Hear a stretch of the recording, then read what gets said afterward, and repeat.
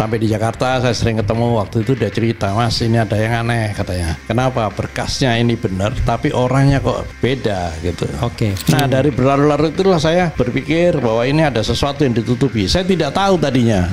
Ternyata yang ditutupi adalah identitas ini, identitas palsu ini. Jadi begini, saya menemukan informasi yang cukup penting terhadap persiapan orang yang diberi nama Joko Widodo ini. Saya mendapat informasi yang cukup penting bahwa ini dipersiapkan lama. Jadi sebelum dia jadi wali kota Solo sudah dipersiapkan lama. Dan salah satu tokoh yang meng-create ini namanya Rewang.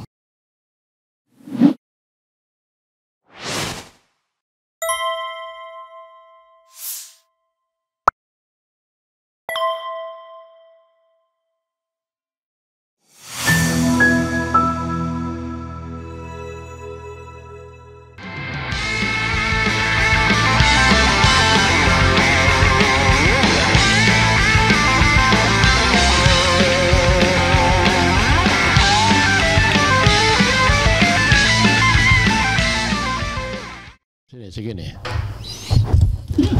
Assalamualaikum warahmatullahi wabarakatuh. Waalaikumsalam warahmatullahi Sobat RH sekalian, jumpa lagi kita di channel yang keren ini.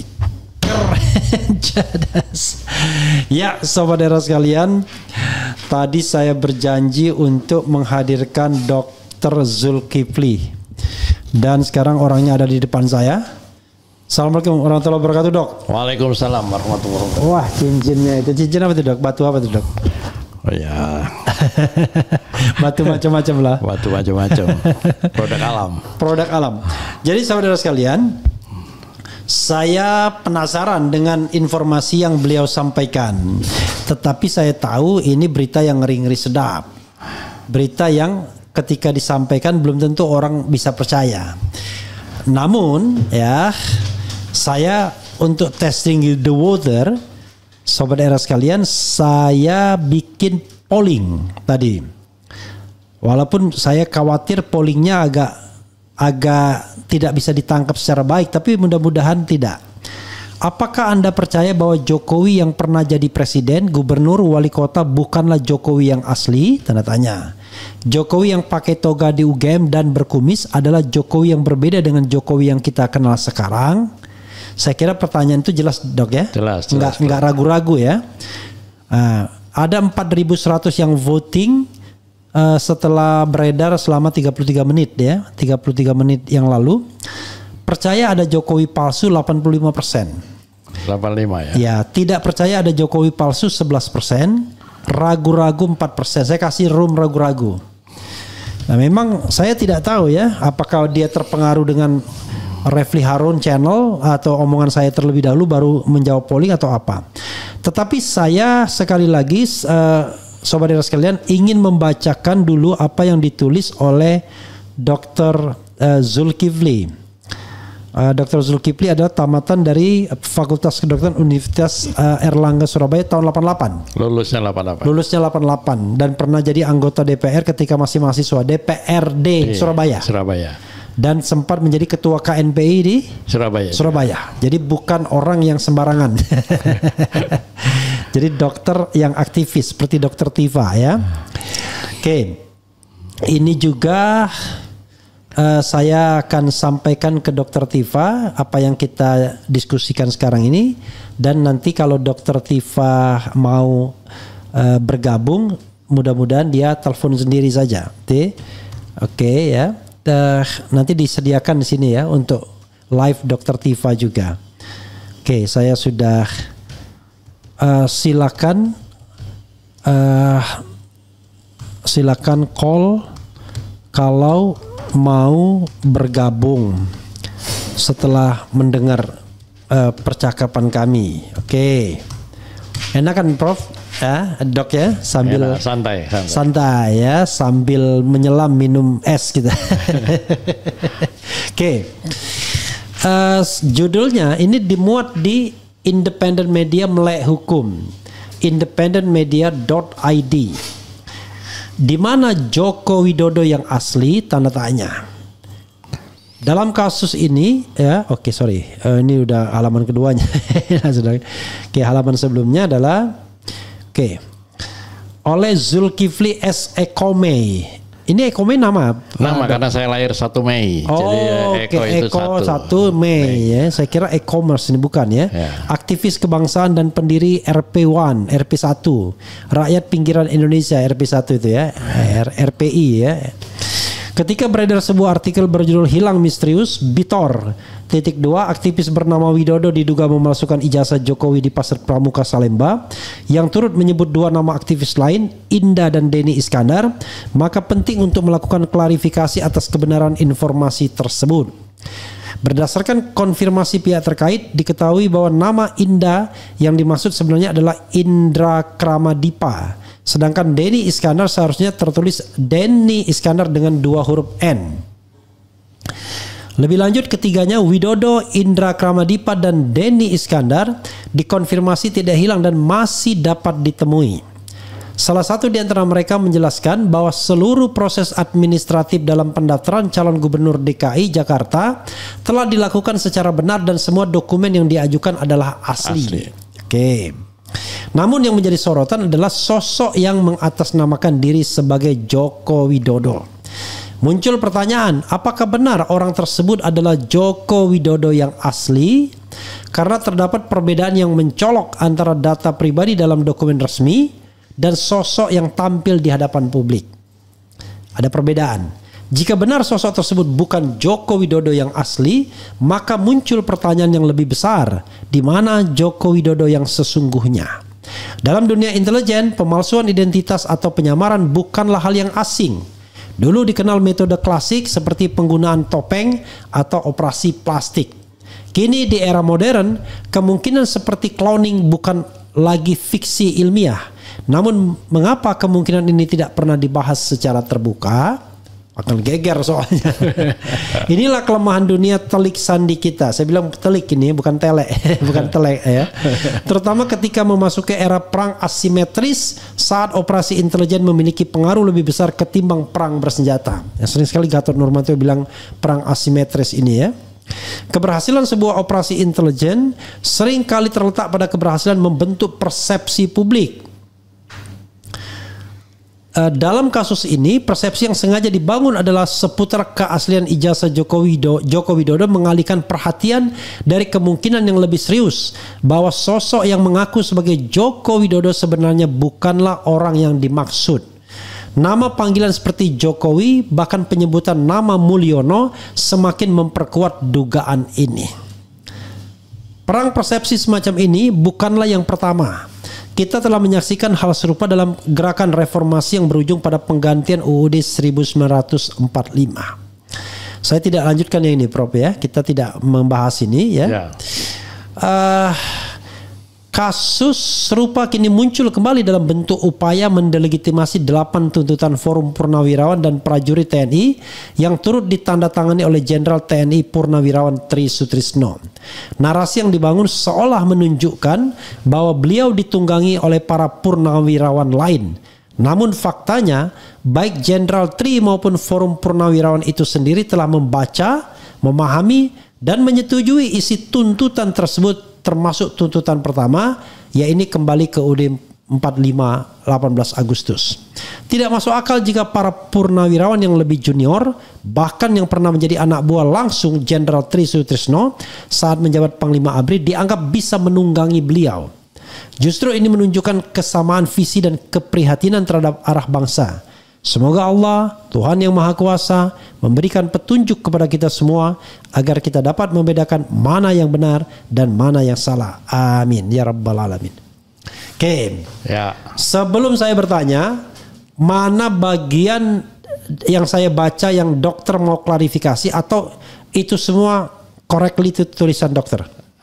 Tentang Pak Tri Sutrisno. Beliau memang membaca dan mengetahui tanda tangannya. Mengetahui. Jadi beliau menyatakan saya mengetahui ya, karena sudah membaca kan pasti mengetahui.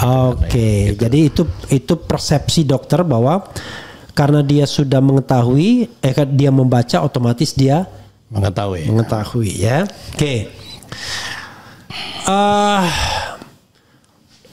Pertama dok ya, tolong dokter ceritakan tentang pertemuan dengan Denny, bukan Dani ya, Denny Iskandar. Dan dokter, wah, sempat-sempatnya ke Surabaya. Saya kira sambil pulang juga barangkali ya. Silakan dok. Ya kebetulan waktu pendaftaran gubernur DKI waktu itu kan, Denny ini jadi salah satu tim bersama Boy Sadikin waktu itu. Saya kumpul sama Denny cukup lama karena sama-sama aktivis mahasiswa, dia di KMNI, saya di kelompok independen gitu, tapi sering ketemu.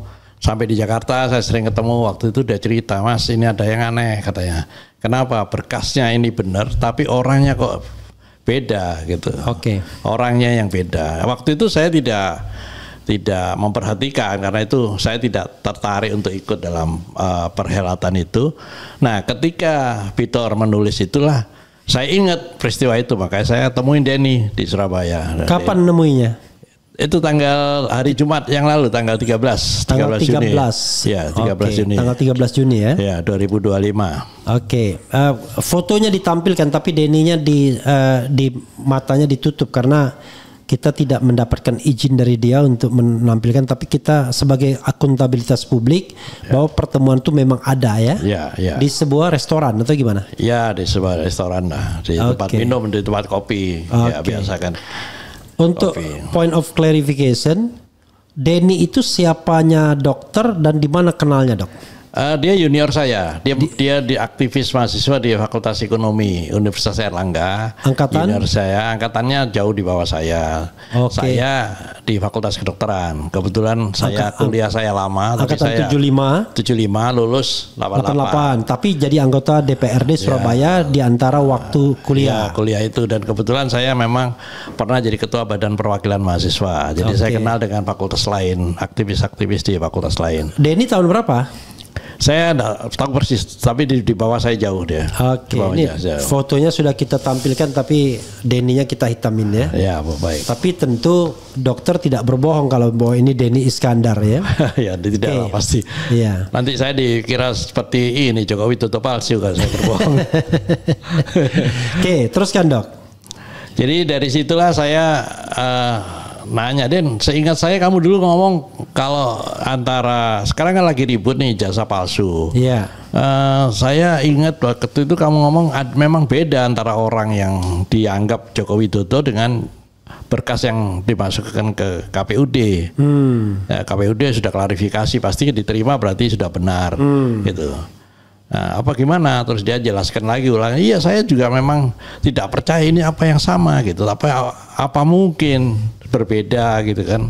Itu tadi ya sudah, itu terjadi karena dia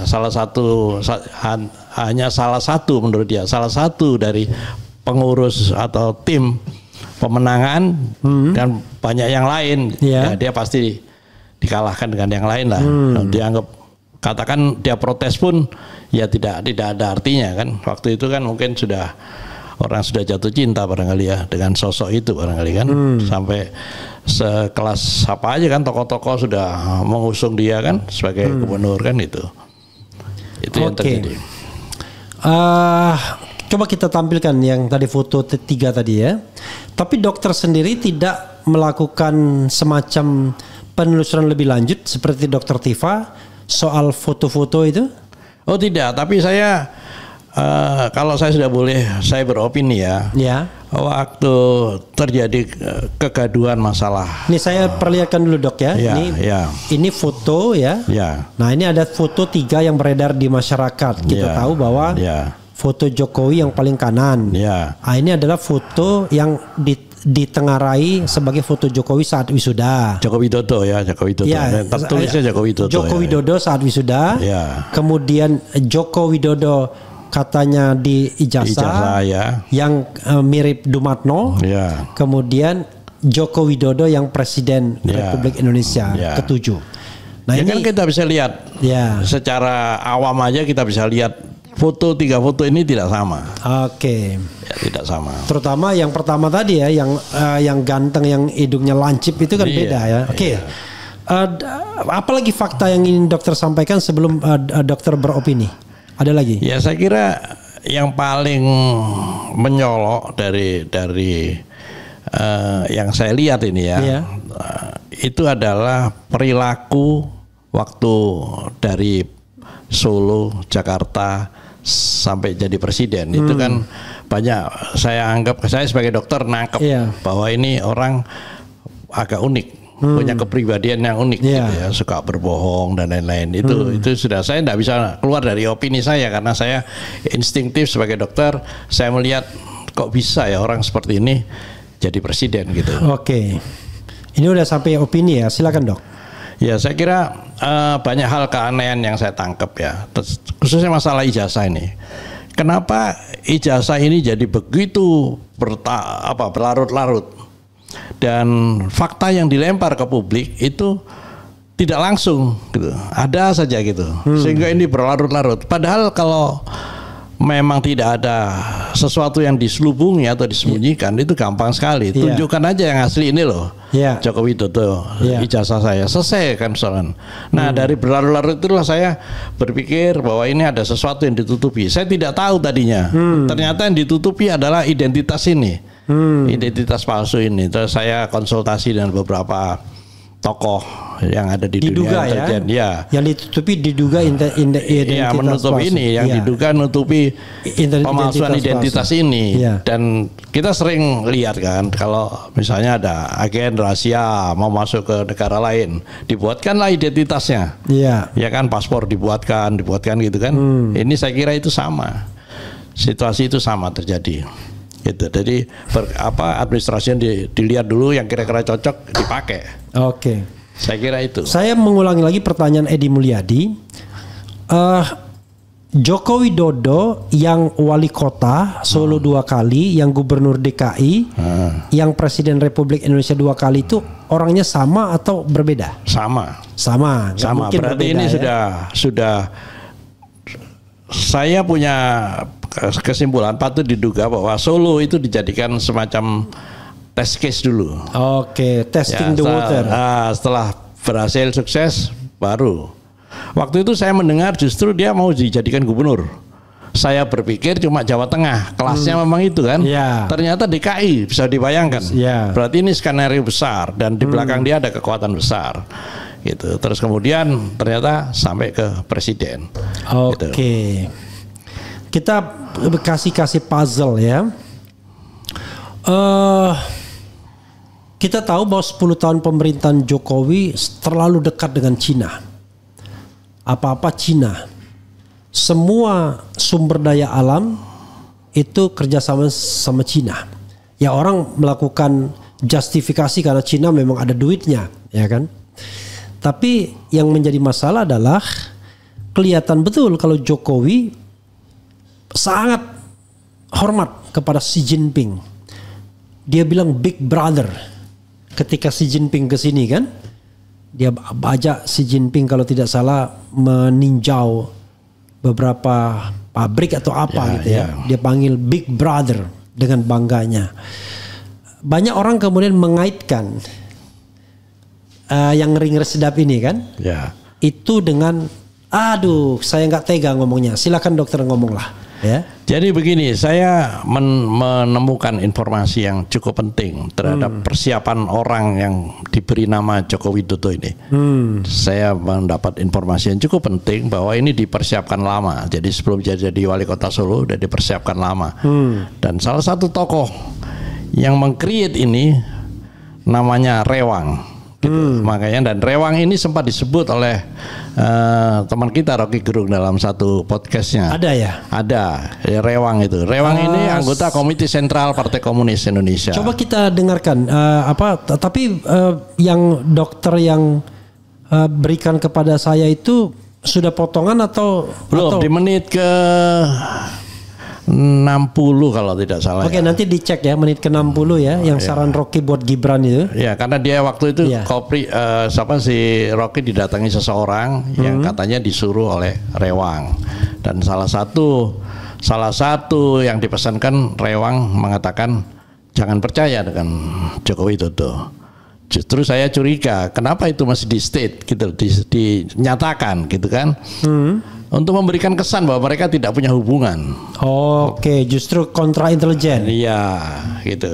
Nggak ada perlunya kan Rocky Gerung mendengar pernyataan itu, nggak ada perlunya. Ya, tapi dia tahu Rocky Gerung adalah public speaker kan, apa yang ada di mulut Rocky Gerung bisa viral gitu. Iya, untuk menghapus jejak itu kan, bahwa ini ada hubungan. Tapi dokter tidak dipancing agar ke era channel enggak kan?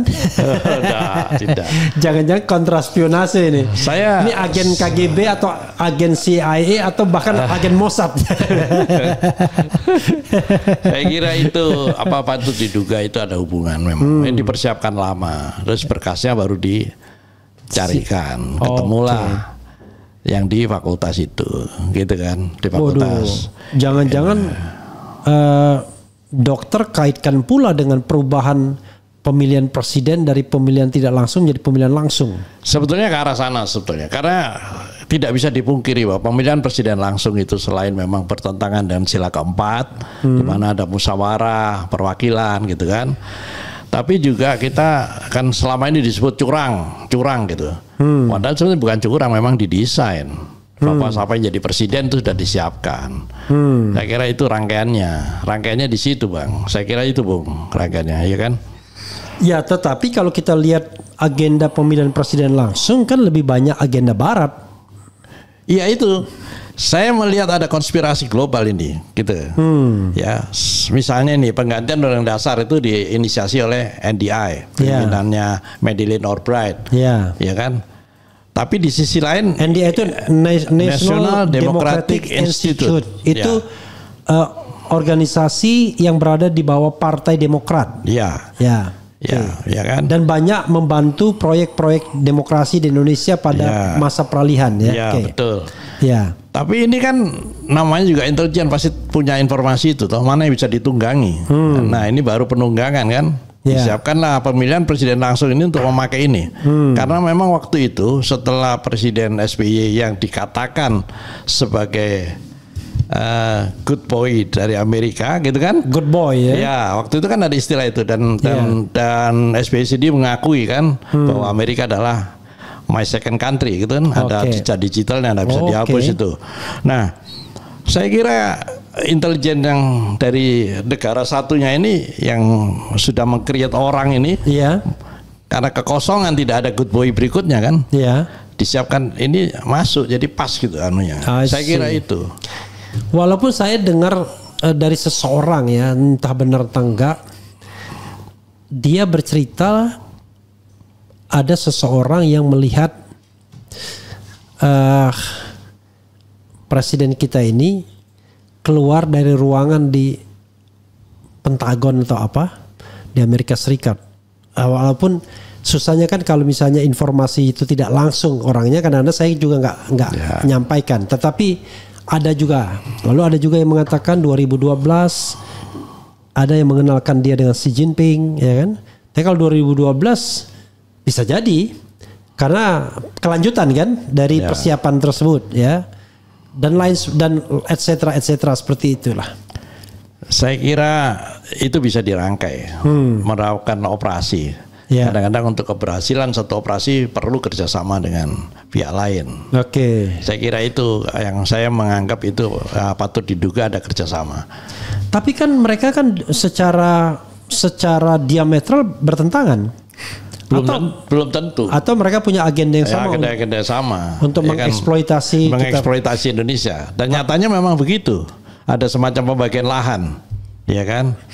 Kamu di mana, kami di mana kan gitu. Tapi yang lebih banyak menang Cina ya? Iya, saya kira itu karena sudah ya, oke lah, Amerika adalah dengan emas di mana di Papua, Freeport. Ya. Tapi kalau nikel tuh Cina semua. Iya, makanya itu baru sumber daya alam. Sektor ekonomi real, yang retail udah masuk ke kampung-kampung sudah. Mana sih yang enggak Cina dan Amerika? Kira-kira begitu. Masalahnya. Nah, kegelisahan saya adalah kita sebagai bangsa mau ngapain gitu dengan situasi ini. Barangkali peristiwa ini bisa diambil hikmahnya. Jangan tidur terus kita gitu loh. Sudah sampai sebegini jauh untuk menjadikan seorang presiden aja ada campur tangan orang lain gitu kan. Itu yang menjadi concern saya gitu. Artinya kalau kita pakai logic thinkingnya, ini logic thinking ya, sekali lagi bukan fakta yang saya ungkapkan, bahwa untuk menyiapkan seseorang maka seseorang itu harus dicari ya talentnya. Iya, betul. Tetapi begini Dok, kenapa harus memalsukan dalam tanda kutip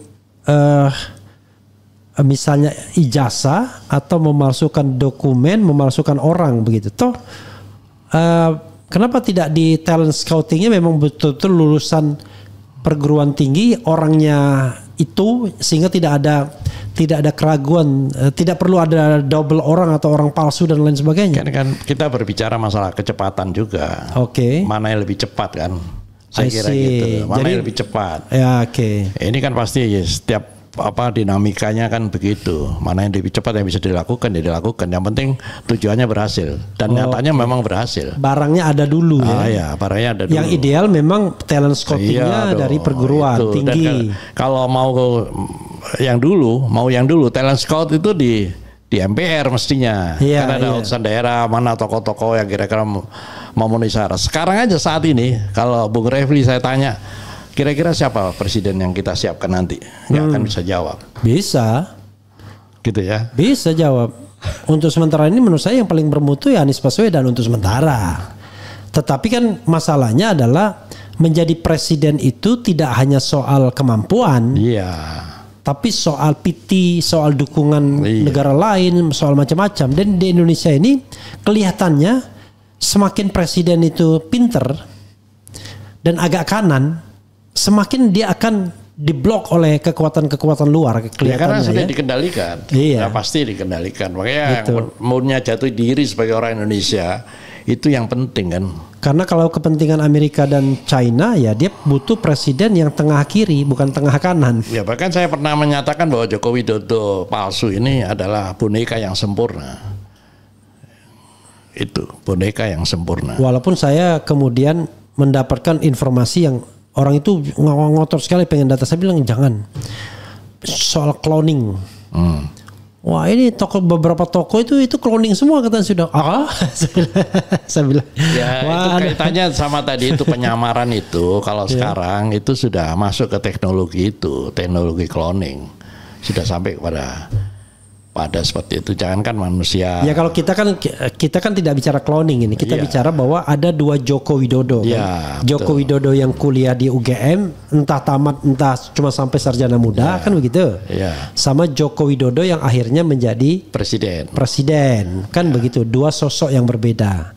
Tetapi untuk latar belakang sejarah, dia perlu mengatakan bahwa dia adalah sarjana UGM, kan begitu. Ya, betul. Tapi tampilkan dia juga di informasi tahun berapa itu ya, ketika dia menjadi wali kota dia disebut Dr. Andes, ditampilkan tuh. Saya mendapatkan data sudah ya. Jadi kunjungan wali kota Solo ke PT Sritek Sukoharjo Bapak Dr. Andes Joko Widodo, Sukoharjo 20 September 2006. Kemudian di sini ada juga dari Wikipedia Bahasa Indonesia Ensiklopedia Bebas. Ini kelihatannya belum di waktu belum disunting kayaknya atau nggak tahu saya ini. Presiden ke-7 Indonesia Dr. Andes Joko Widodo mengawali karir politiknya sebagai wali kota Surakarta sejak terpilih pada Pilkada tahun 2005 dan memerintah kota tersebut selama 2 periode. Jadi yang menyebutkan bahwa dia adalah Dr. Andes itu memang dalam banyak kesempatan, bukan satu kesempatan saja. Itu artinya kan kelemahan kita sebetulnya. Lebih khusus lagi kelemahan dari dunia intelijen kita. Tidak peka pada hal-hal yang detail. Ya, oke. Karena ada keanehan. Kita aja sebagai orang awam menganggap 3 foto tadi berbeda. Oh berarti ada sesuatu kan gitu. Harusnya masuk lagi, diperdalam lagi. Kenapa berbeda? Kenapa dipakai? Harusnya begitu. Tapi ini kan dibuat gaduh, dilempar aja ke publik gitu. Ya pertanyaannya adalah memang kan itu melibatkan elit-elit politik kita sendiri kan. Ya. Dan contoh misalnya kalau memang benar misalnya ini kita bicara skenario. Ini sempurna sekali nih skenarionya. Dilibatkanlah rektor UGM, Pratikno. Kan dia masih jadi rektor tuh waktu ketika mendaftar sebagai presiden kan. Dilibatkanlah intelektual UGM. Dilibatkan pula orang-orang yang merupakan pensiunan jenderal-jenderal, kan begitu. Ya, terus ada lagi yang juga dipersiapkan adalah Dan yang partai pemenang pemilu. Iya. Selain Jangan lupa. Selain itu juga untuk mengawal tokoh ini yang kita sebut geng Solo. Oke. Iya kan? Oke. Pertanyaannya adalah apakah geng Solo itu kebetulan saat itu menjabat di Solo atau juga dipersiapkan untuk duduk di Solo? Tapi kan kalau dipersiapkan, saya nggak tahu juga. Soalnya yang saya dengar ya, orang-orang yang disebut itu udah ditendang juga. Jadi tidak lagi di circle-nya Jokowi sampai akhir gitu. Ada yang namanya Anggit Nugroho. Dulu dia paling terkenal di era pertama kali Jokowi. Oh, pokoknya urusan-urusan ke Jokowi dialah. Karena dia menjabat sekretaris pribadi dari Solo. Ada yang namanya David, ya kan? Ada yang namanya tadi Widodo. Ya.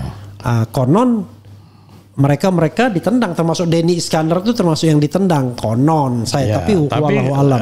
Jangan lupa, situ kan ada Panglima, ada Kapolri yang masuk dalam geng Solo itu. Tidak ditendang. Itu yang saya maksud. Apakah mereka itu memang kebetulan saat itu pernah menjabat bareng-bareng di Solo atau dipersiapkan untuk bareng-bareng dulu bersama? Tambah gawat kita nih, karena memang kebetulan sekarang ini ya geng Solo yang berkuasa. Itu persoalan berikutnya yang harus kita cermati gitu. Dan kalau kita lihat misalnya yang gagal itu adalah skenario untuk menjadikan lebih dari 2 periode. Iya, itu gagal. Karena sebenarnya dengan kekuasaan dan kekuatan apapun, finansial dan lain sebagainya, bisa dilakukan. Tapi faktor yang membuat tidak bisa itu faktor Megawati. Ya. Karena Megawati menolak untuk 3 periode, kan harus mengubah konstitusi kan, gitu. Luar biasa. Megawati adalah termasuk orang yang dikhianati kan gitu kan. I see. Makanya saya punya pendapat bahwa orang ini yang terpilih ini, yang memerankan Joko Widodo ini memang punya bakat berkhianat memang. Bukan. Kalau dokter bilang bahwa dia sudah dipersiapkan, nggak ada kata berkhianat.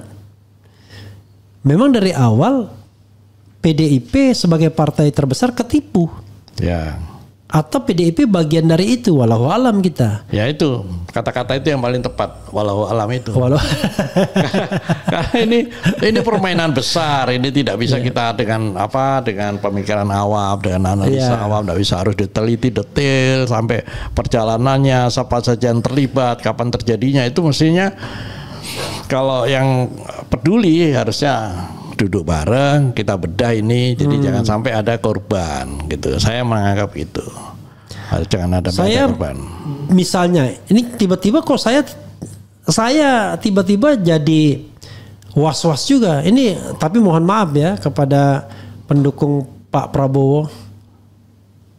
Apakah kemudian Prabowo juga kelanjutan dari itu semua kan? Kan this is the question jadinya. Iya, itu yang tidak terjawab sampai sekarang. Iya. Tidak terjawab. Karena dan jangan don't talk to me bahwa ini orang yang berbeda. Tapi dengan adanya wakil yang ditenggarai sebagai Fufu Fafa itu kan sebetulnya 3 periode 3 tanda petik. Iya. Ya, kecuali ini memang tidak ada lagi gitu kan, seperti tuntutan para purnawirawan itu lain persoalannya. Apakah mungkin dok ya para purnawirawan itu membaca konstelasi dunia intelijen yang mengarah ke sana, dan sebenarnya seperti kata dokter ini permainan besar. Iya.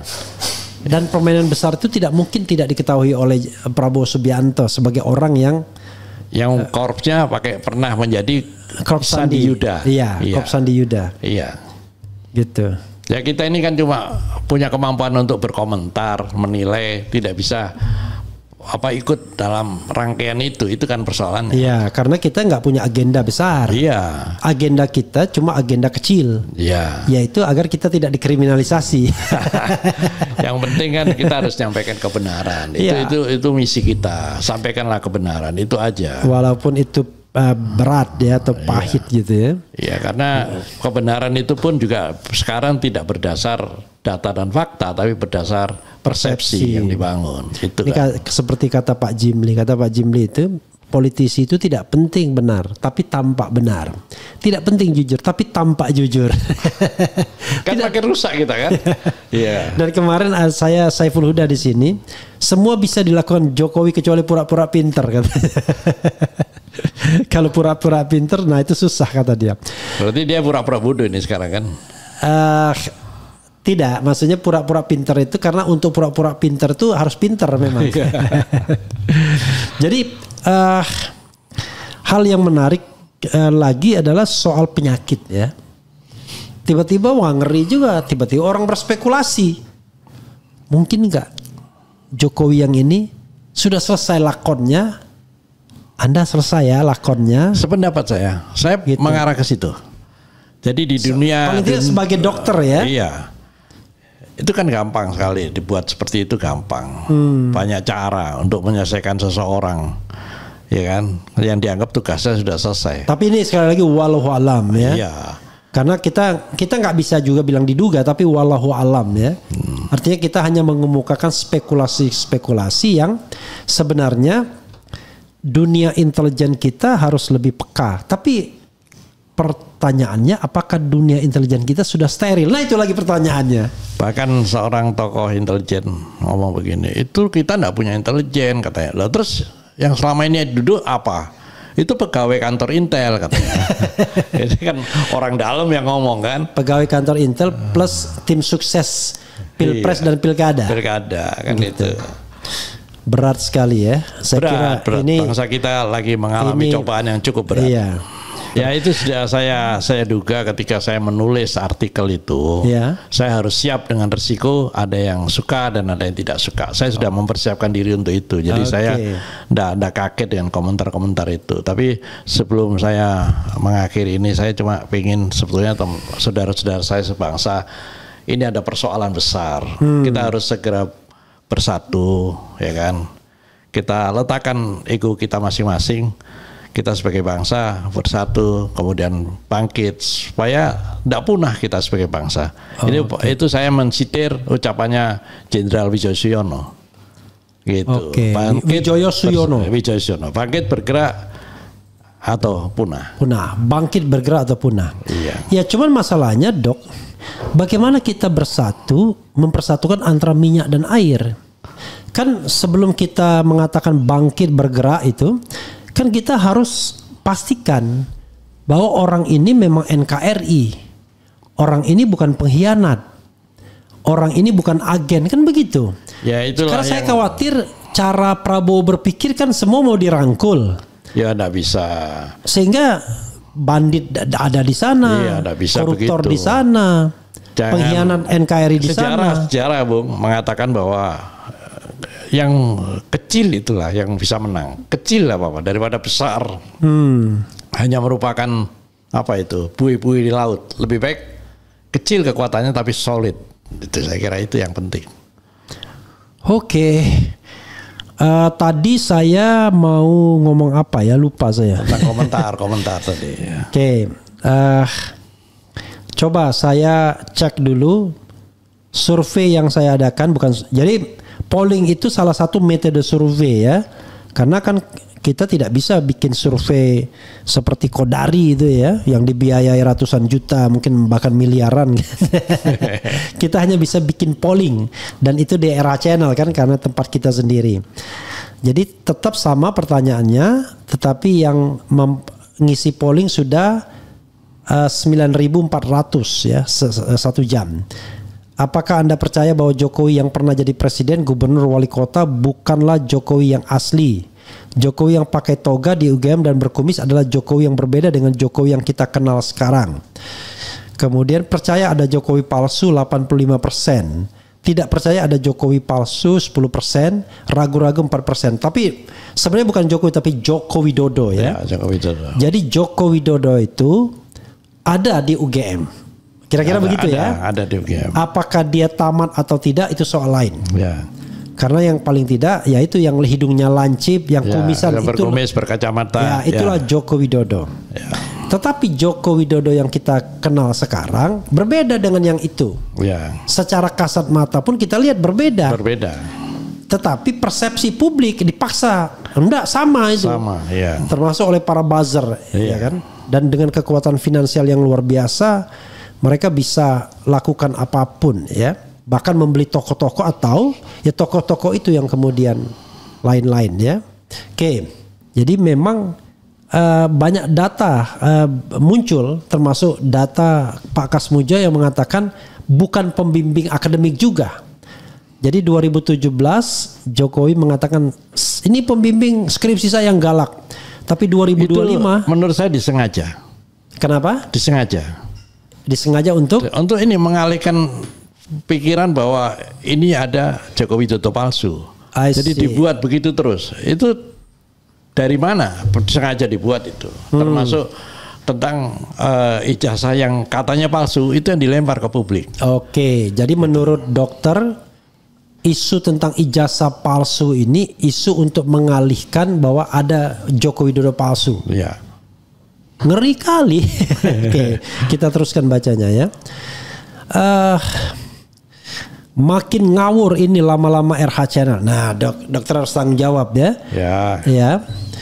Obrol ini cerita lama. Dulu 2012, 2014 hal ini udah rame di Twitter. Sekarang baru pada sadar. Telat wakakakak. Jadi inilah manusia kita ya kan. Dia ini ada yang bilang telat wakakakak sambil ngetawain kita. Ada yang bilang ngawur ya kan. Yang paling kacaunya lagi. Tadi saya baru klarifikasi, bilang Bitor Suryadi itu udah mati.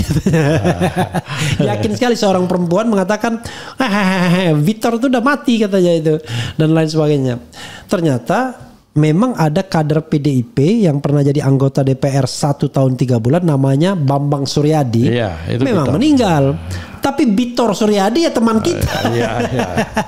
Iya. Jadi dia nggak kenal Bitor Suryadi. Jadi Bitor jangan merasa terkenal ya. Banyak orang yang nggak kenal. Padahal ini aktivis dedengkot sudah ya kan. Oke. Masya Allah. Semoga pejuang kebenaran selalu dalam lindungan Allah Subhanahu Wa Taala. Amin ya rabbal alamin. Netizen banyak yang cerdas bikin satir. Dialog IQ 120, IQ 80 belajar dengan terbuka. Nanti kena pasal cyber criminals, jangan dibilang kriminalisasi. Nah inilah kadang-kadang nggak ngerti nih Sahrul Haidi ini karena saya orang hukum. Negara yang mengkriminalkan atau memvonis bersalah atau menghukum memenjarakan orang yang berpikir itu pasti negaranya demokrasinya suntuluyo. Bagaimana mungkin kita ini sedang mendiskusikan sesuatu yang besar. Kalau Anda tidak percaya, ya Anda bikin tandingannya, bikin podcast yang lain gitu loh. Betul itu. Bukan Anda kemudian lapor ke Bareskrim Mabespori agar orang-orang yang berpikir itu dipenjarakan. Ini nggak jelas ini ya. Ini saya sedang mengedukasi orang ya, gitu. Kemudian nongol lagi orang-orang nggak jelas bawa berita hoax ya kan, nggak tahu siapa maksudnya ya. Anggap saja ke saya gitu. Oke, Refli Harun terlalu idealis, terlalu demokrasi kebablasan. Jadi ada orang mengatakan gini, demokrasi kita kebablasan. Saya mengatakan kita ini belum berdemokrasi yang benar. Demokrasi yang benar itu adalah demokrasi yang berketuhanan yang Maha Esa, kan begitu? Ya. Yang berkemanusiaan yang adil dan beradab, yang berpersatuan Indonesia. Tapi demokrasi yang tidak memenjarakan, ada orang berbeda pendapat dipenjarakan. Kalau ada perbedaan pendapat, on behalf our demokrasi, kita musyawarah dan kita mufakat. Artinya kita berdebat untuk mencapai konsensus, kan begitu. Itu yang harus dilakukan. Iya. Begitu. Makanya ada musyawarah untuk mufakat. Iya. Becik ke titik olok ketoro. Kayak di film spionase, samaran yang hampir ketahuan dihilangkan intel. Makanya dia sakit. Oke, ini tadi yang dokter yang ini. Saya gini dok ya, ada beberapa hal yang saya paham. Nggak bisa saya ngomong apa adanya.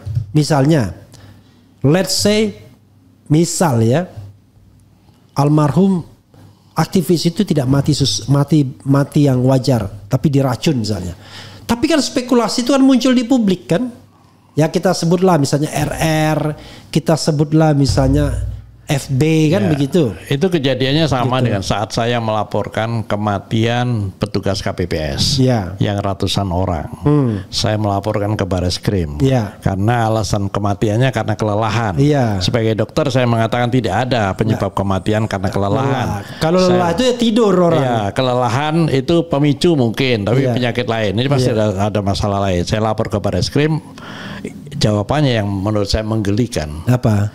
Loh, kalau Anda menganggap ini tidak wajar, ya Anda periksa dong, Anda telusuri dulu. Itu kan tugas kalian, bukan tugas kan ini. Jadi kadang kita dibalik-balik gitu. Ya itu sama dengan ketika bilang bahwa ada TPUA melaporkan diduga ada penggunaan dokumen palsu. Ya. Tiba-tiba orang mengatakan siapa yang mendalilkan, dia yang harus membuktikan. Bro, itu kalau kasus perdata iya. Saya bilang, Bapak utang sama saya. Bukan polisi yang membuktikan. Tapi kalau penggunaan dokumen palsu itu adalah delik umum. Iya, bukan delik aduan. Bukan delik sama aduan. Dengan kematian itu kan. Iya. Sama. Sebagai petugas, ya dia lakukan proses penyelidikan. Apalagi ini jumlahnya cukup besar. 800-an kan, pada waktu itu ya. 800-an orang. Oke. Ilmu Pak Zul patut dibawa ke tempat yang sesuai. Maksudnya apa, nggak ngerti kita ya. Sekarang geng Solo sudah nggak akan bisa kriminalisasi lagi. Selama pion-pion maju terus menyerang raja, jangan takut speak up too much. Ya sebenarnya memang pada masa pemerintahan Jokowi dia berhasil membungkam dan menebarkan ketakutan dengan memenjarakan Gus Nur, Bambang Tri, kemudian Habib Bahar, bahkan Habib Rizik, Sahgandar Nenggolan, Anton Permana, Jumhur Hidayat. Orang-orang itu dipenjara karena ngomong. Atau karena bicara, saya sehat-sehat aja. Oh, menyebarkan berita bohong. Tidak adil nih antara TNI dan Polri, menyebarkan berita bohong. Wah, ini Omnibus Law ini zaman kolonial, menyebarkan berita bohong. Jadi dulu menyebarkan berita bohong itu kalau tidak sesuai dengan pendapat pemerintah. Nah sekarang saya berharap Prabowo Subianto tidak lagi, bukan Prabowo Subianto. Prabowo Subianto memberikan clear message kepada penegak hukum untuk tidak mengkriminalisasi orang yang berpikir. Karena bangsa ini akan bodoh, mudah diinfiltrasi, mudah dijajah kalau orang berpikir itu dikriminalkan. Ya seperti yang kita lakukan kan itu tentang keraguan kita terhadap sosok ini. Ini kan sebetulnya masalah pemikiran. Kalau ini dikriminalisasi, ya kita tidak tahu. Akhirnya tertipu 10 tahun kan? 10 termasuk tahun ijazah misalnya kan? Ketika Bambang Tri dan Gus Nur dikriminalisasi, kita nggak pernah tahu. Dan ternyata kalau dokter benar ya, you are right, maka yang terjadi adalah ternyata tidak hanya sekedar soal ijazah palsu, ada yang lebih besar dari ijazah palsu itu kan. Begitu. Oke. Kemudian Bang Refli, ada petunjuk penting nonton QNC channel tentang melacak jurusan teknologi kayu. Ada Profesor Muhammad Naim, seseput Fakultas Kehutanan UGM, tahun 78 katanya ada 4 jurusan. Penjurusan wajib di awal kuliah 144 SKS. Ini kita bicara lagi soal ijazah palsu ya. Jadi sekali lagi Sobat Era sekalian, soal ijazah palsu ini adalah soal lain, soal cloning atau soal orang palsu, soal yang lain lagi.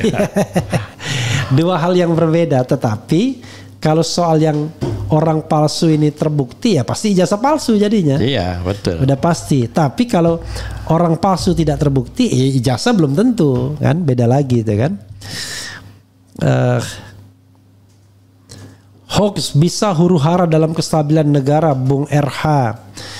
Gini ya, saya ini orang yang tidak pernah khawatir seolah-olah negara ini akan hancur dengan pendapat.